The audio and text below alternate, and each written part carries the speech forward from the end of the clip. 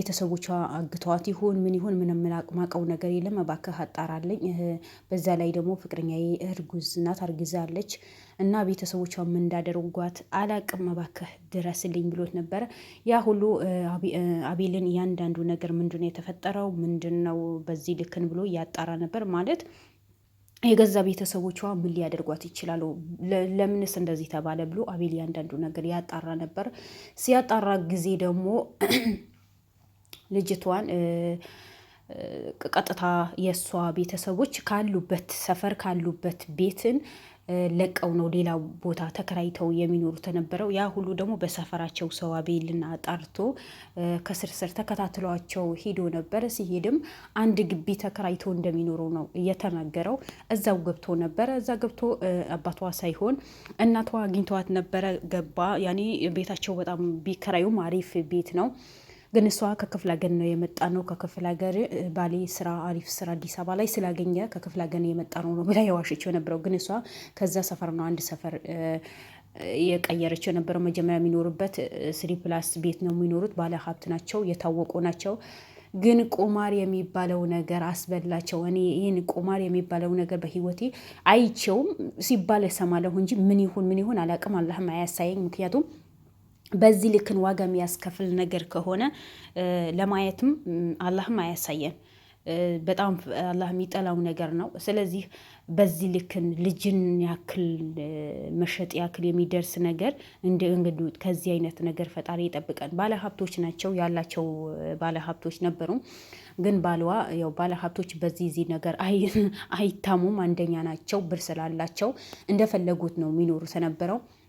ስለዚህ ልጅ የለኝም፣ አልወለድኩም። ያው ሐኪም ቤት ሲሄድ ጊዜ ልጅ ትወልጃለሽ ብለውኝ ነበረ፣ ግን ፈጣሪ ያላለውም አልሰጠኝ ነው ያለችው። እና እንዴት ነው የምትኖሪ ስትባል ያው ከሰው አይንም ከባሌም ቤተሰቦችም የባሌ ቤተሰቦችን ብዙ ነገር ያሉን ልጅ አትወልድም ምናምን ብሎ የሰደቡኝ ከብዙ ሰው ስድብ መከራም ባሌ በጣም ጥሩ ስለሆነ ታታሪ ስለሆነ በስራው በጣም ጎበዝ ስለሆነ ባሌና እኔ አንድ ላይ እንኖራለን።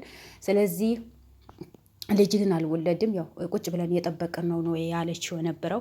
ግን በመጨረሻ አቤል እንዴት ነው ልጅ አልወለድሽው ምናምን ሲላት ጊዜ በቃ ልጅ አልወለድኩም፣ ያን አቤል የሆነ ነገር ልረዳሽ ነው ብሏት ነው የመጣው የነበረው። በመጨረሻ አቤል እኔ ምንም ነገር ልረዳሽ አይደለም የመጣሁት፣ አንቺ ቤት የተደበቀ ሚስጥር አለ ተብዬ ነው እሱ ለማጣራት ነው የመጣሁት፣ መርማሪ ጋዜጠኛ ነኝ ሲላት ጊዜ ያዙኝ ልቀቆኝ ነው ያለችው። ወንጀል የሰሩ ሰዎች መጀመሪያ ቅቤ ሆንና መጨረሻው ማንነታቸው ሲነገራቸው ነው ከኛ በላይ ማንም የለም ምንም አልሰራንም ብሎ ለማዋሸት የሚነሱት። ስለዚህ እኔ ጥሩ ነገር እሰራለሁ ብለኸኝ ነው እዚህ ውስጥ የገባኸው የነበረው፣ ቤቴ ያስገባሁ የነበረው፣ ለምን ውሸት ዋሻኸኝ? ምን አይነት ውሸት አምነህ? በቃ ብዙ ነገር ለፈለፈች። አቤልም ደግሞ አዎ ልጅ አለሽ፣ ልጅ እንዳለሽ አውቃለሁ ሲላት፣ በምንም ተአምር እኔ ልጅ የለኝም፣ አልወለድኩም። ልጅ የሌለኝ ልጅ አምጥተህ የምትሰጠኝ ከሆነ ችግር የለውም እቀበላለሁ፣ ግን እኔ ልጅ የሚባል ነገር አልወለድኩም ነው ያለችው የነበረው። ግን አቤል በመጨረሻ አሳምነዋት ልጅ እንዳለሽ ካልሆነ ደግሞ በሰፈር ሰው አምጥቼ ማስመስከር እችላለሁ፣ ልጅ እንዳለሽ አውቃለሁ እና ሳትደብቂ እውነቱ ብትናገሪ ይሻልሻል ነው ያላት የነበረው። እሷን በምንም ታምር እኔ ልጅም የለኝም ልጅም አልወለድኩም ብላ ክዳ ነበር። ግን ጎረቤትሽና አከራይሽን አምጥቼ እንድትናገር አድርጋታለሁ፣ ልጅ ነበረሽ የሩስ ነው የምትባለው ብሎ ስላት ጊዜ ምን አገባህ ለምጣ ተነስ ውጣ። ስለዚህ አሁን የሩስ ፍቅረኛ ታውቂዋለሽ ወይ ስላት ጊዜ አላውቀውም፣ ግን ባየው አውቀዋለሁ። እና እንዴት ነው ልታውቂው? ያው በሆነ አጋጣሚ ላውቀው እችላለሁ እንጂ እኔ ልጅ የለኝም ነው ያለችው። አስቡት፣ በአንድ ቃላት ሁለት አይነት ቃላት ነው የተናገረችው። ከዛ በኋላ በመጨረሻ ደግሞ አይ ልጅ አለሽ፣ ጎረቤት አምጥቼ ነው ማስመሰከርብሽ፣ ለምን እንደዚህ ነገር ታወያለሽ? ልጅሽን የት ነው ያገሻት? ፍቅረኛ ነበራት ስላት ጊዜ በምንም ተአምር አይሆን ማለት። በመጨረሻ ፍቅረኛው ሲመጣ ጊዜ ለምን አመጣህብኝ? አንተ ልደግፍሽ ነው ላግዝሽ ነው ብለኸኝ ከቤት ክራይ ለመኖር ስለማልፈልግ ነው እንጂ ያስገባሁ እንጂ በዚህ ጉዳይ አይደለም። እሷማ በቃ አቤል ያግዛታል፣ ቤት ይገዛላታል፣ ደስ ብሏት ነው አቤልን ያስገባቸው ነበረው። ከየት አባቷ አምጥቶ ነው ይህን ያህል ቤት እሷ ገዝቶ ለእሷ የሚሰጣት? የሰፈር ሰው G+ ነበረሽ ምናምን ብሎ ያወራሉ ምናምን። እነሱ ውሸታሞች ናቸው። በቃ ከዚህ በፊት ሲጠይቁኝ ጊዜ አዎ ነበረኝ ምናምን እላቸዋለሁ። ለዛ ነው እንጂ ሌላ ነገር አይደለም ብለን ያወሸቸው ነበረው። ከዛ ፍቅረኛዋ ሲገባ ጊዜ የልጇ ፍቅረኛ ለምን አመጣኸው ለምን እንደዚህ ብላ ብዙ ነገር ነው የተናገረችው። ፍቅረኛ የት አለ ፍቅረኛ ስጭኝ ስላት ጊዜ የምን ፍቅረኛ ነው ምናምን ብላ ካለችው። እንዴት ትግጅኛለሽ ልጅሽ አይደለችም ወይ ብሎ ሲናገራት ጊዜ በመጨረሻ እውነቷ ወጣች። አዎ ነበረች በቃ። እና ለምን ልጅ የለኝ ብለሽ ክደሻል ሲላት አቤል በቃ ችግር ውስጥ ጭንቅ ውስጥ ስላለሁኝ ነው እንጂ ሌላ ነገር አይደለም ብላ ያንዳንዱ ነገር ተናገረች። ባሌ ጠዋት ወጥቶ ማታኛ ከተኛን በኋላ ነው የሚገባው። ሁሌ የት ነው የምትሄደው? ምንድነው ያጋጠመች ችግርህ ምንድነው ብዬ ስጠይቀው ነገ ከነገ ወዳ ይለኛል። በቃ ጓደኞቼ ጋር ልንዝናና ነው ምናምን ምናምን ምናምን ይለኛል። በመጨረሻ ደግሞ ምንድነው የምትሰራው ስለው በቃ እንደዚህ አይነት እኔ እሱ ከቁማር ለማስወጣት እሱ የሚሰራው ስራ ለመስራት እዛ ውስጥ ገባሁኝ። እኔ መጠጣለሁ ላይላህ ይላል። እኔ መጠጣጣለሁ፣ እኔ መቅማለሁ፣ ከባለ ሀብቶች ጋር ዞራለሁ፣ እንደፈለኩኝ ነው ምዝራናው ምን ብለው ቁማርም መጫወት ጀመርኩኝ። በ200,000 ብር፣ በ300,000 ብር፣ በ500,000 ብር እርግጠኛ ነኝ መንገድ ላይ አንድ ምስኪን 10 ብር ስጡኝ ቢላቸው አይሰጡም። ግን ለቁማር ይህንን ያህል ብር አውጥቶ ይጫወታሉ። እንደዛ ያን ድርጅታችን በሙሉ ከሰረ። ባንክ ያለን ብራችን በሙሉ እንዳለ ወደማለች። ሁለታቸውን ቁማር ነው የሚጫወቱ ባልና ሚስት። ልጃችን እኛ ቁማር ልንጫወት ማታ ማታ ስንወጣ እሷ ትተኛለች። ጠዋተኛ ቁማርን ተጫውተን መተን ስንጫወት ስንተኛ እሷ ወደ ትምህርት ቤት ትሄዳለች። ስለዚህ ልጃችን ብዙ መከራና ብዙ ስቃይ ያየች ልጅ ነበረች። በመጨረሻ ደግሞ ያልን ቤታችን አስያዝናለች። ለቁማር ብሎ G+3 የሚባለውን ቤታቸውን ለቁማር ብሎ አስያዙ። የሚገርማቸው ነገር በመጨረሻ አንድ ባለ ሀብት በልጃችን ላይ በጣም አትኩሮባት ነበር። ልጃችን በጣም ቆንጆ ነበረች ምናምን። ቁማር ተጫወትና ሚስት ላዳር አስቡት። በጣም ይከብድ ነገር ነው። ሚስት ላዳር ልጅ ደግሞ ለትዳር ነው የምታስይዘው አለች። ከዛ ሁለታችንም ቁማር ውስጥ ገባን። እኔም ባሌ ከዚህ ከገባበት ሱስ አወጣለሁ ብዬ ባሌን እንደምንም ከዚህ ችግር ማውጣት አለብኝ ብዬ ባሌን ያግዤ የተጫወትኩኝ ያለሁኝ ሴትዋ።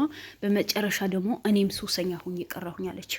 ሱሰኛ ሁኝ የቀረሁኝ በቃ ቤታችን ተሸጠ። ምንም አይነት ንብረት የለንም። በመጨረሻ አንድ ባለ ሀብት ጥሩ ጌም እንጫወታለን፣ ስለዚህ ካሸነፋችሁ እኔ ቤታችሁን አስመልስላችኋለሁ፣ ካላሸነፋችሁ ደግሞ ልጃችሁን ትሰጡኛላችሁ ብሎ ነው ተስማምተን የገባ ነው ነበረው። በመጨረሻ ባለ ሀብቱ አሸነፈናለች። ሲያሸንፈን ጊዜ ልጃችን አስይዘናል አለች። አስቡት፣ ለቁማርን ልጅ አውጥቶ መስጠት ብላ አለቀሰች። አሁን ይሄ ማልቀስ ምን ይሉታል? ምንድነው? ለምን ደሞ ታለቅሰው? አለቀሰች አላለቀሰች እኮ ምንም የሚመጣ ነገር እኮ የለም። ቁማር ተጫውታ ልጇን ለባለ ሀብት ሸጠቻት። አስቡት። ምክንያቱም የምትከፍለው ብር የላትማ። ልጃቸው ግን አሁን አይናችሁ ላፈር፣ እኔ እናንተ ለማየት አልፈልግም፣ እናንተ የሚባል ነገር አይናችሁ ለማየትም አልፈልግም። እንዴት በእኔ ላይ ቁማር አስይዛችሁ ትጫወታላችሁ? ልጃችሁ አይደለሁም ወይ? በዛ እኔ ደግሞ እርጉዝ ናት። አስቡት። ያሳዙት ባለ ሀብት ደግሞ ለትዳር ሊያደርጋት አይደለም። እሱን ቁማርተኛ ነው፣ እንደፈለገ የሚጫወት ባለ ሀብት ነው። ሰው ግን ወዴት ነው የሄደው? ምን ሰው እንዴት ነው ያበደውን የምለው? ቤታቸው ሸጡ፣ ንብረታቸው በሙሉ ሸጡ፣ ድርጅታቸው ከሰረ በአንድ ልጃቸው ደግሞ ለዛውም ልጇ አንድ አይደለችም፣ 2 ወይ 3 አይደሉም፣ በአንድ ለምን 1000 ልጅ አይኖራትም? ለምን ደርዘን ልጆቿ ደርዘን አይሆኑም? እንዴት ሰው በልጁ ላይ ቁማር አስይዞ ይጫወታል? ለካ አብዝቶ ከሰከሩ አይምሯቸው ይደፈናል የሚባለው እኔ በዚህ ሴትዮዋ ነው ያየሁት። ሴት ልጅ ደግሞ ምን ብላ ትሰክራለች?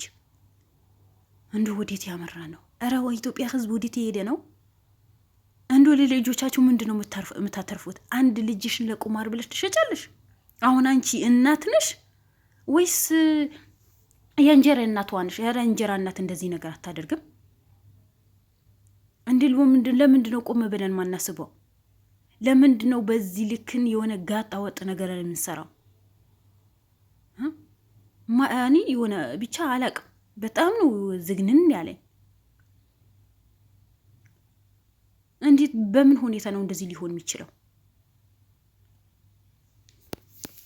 እኔ በጣም በጣም በጣም አጂብ የሚያስብል ነገር ነው። በጣም ከምላችሁ በላይ አጂብ የሚያስብል ነገር ነው። ብቻ መጨረሻቸው ፈጣሪ ያሳምርላቸው እንጂ በጣም ነው የሚያስጠላው። በጣም